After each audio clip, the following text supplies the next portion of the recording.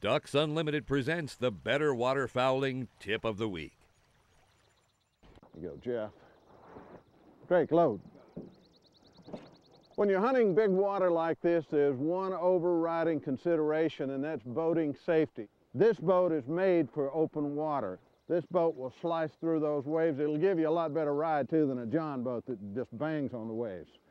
Second thing, you can see we have our life jackets on and zipped up. Don't ever go on water like this without a life jacket on. Beyond this, check your carrying capacity, your weight capacity for your boat. Don't overload your boat. You can distribute your weight in the boat so that the front end rides up. When you're going through those waves, you won't take water, you won't take spray. The main thing, though, is just be conscious of boating safety.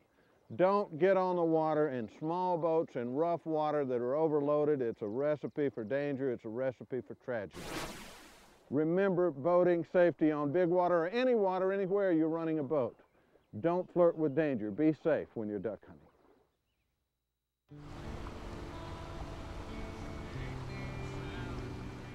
You know, every morning I get up early. The first thing I would do would be to go out the camp door and take a look at the wind and see how the reeds are waving and if we had any wind. Well, this morning I walked out, looked at the reeds, and they were just almost still.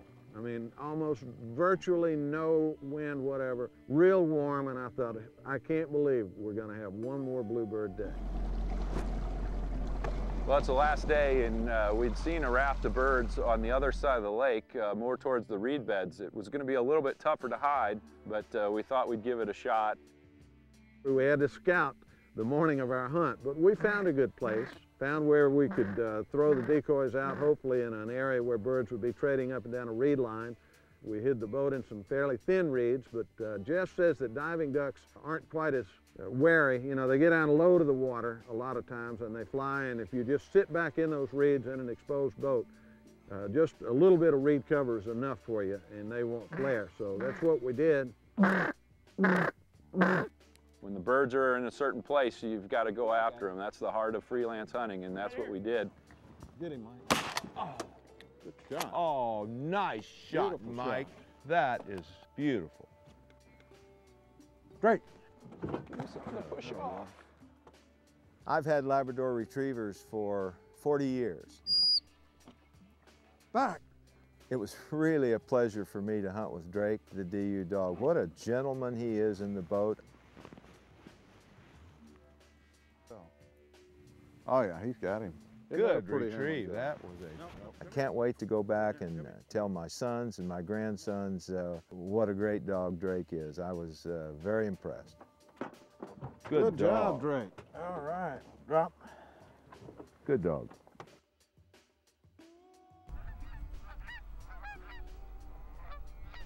And then we're sitting there and things are kind of quiet, and I heard some geese honking behind us.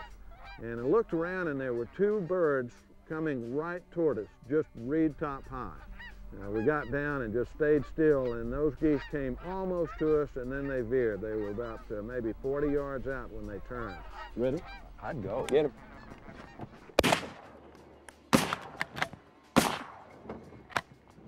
All right, boys. So go Canada. Woo. I think he's... And I took the first pop at him and luckily downed the bird, and that was a bonus. You know, that was the last shot that I took up here. Next time Whoa, look at there, guys. Isn't that a pretty thing? That's a big goose. Nice honker. That is super shot. Fine Canada goose.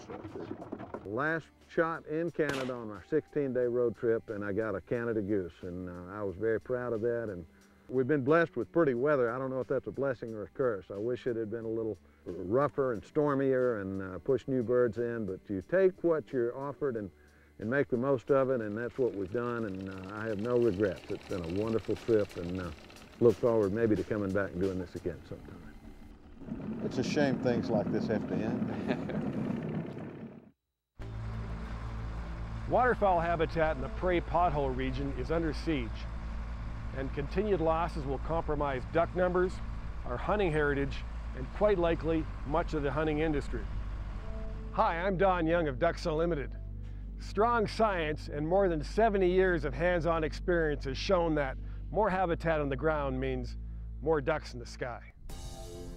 We need your help to put more habitat on the ground and ensure waterfowl have a future for generations to come. Working closely with ranchers, we now have the opportunity to set aside permanent grassland easements on critical breeding habitat. These easements will protect the prairies forever, but we need your help in securing them, and that's exactly what your donation will do. From all of us at Ducks Unlimited, I'm asking you to think about the future. Help us make a difference.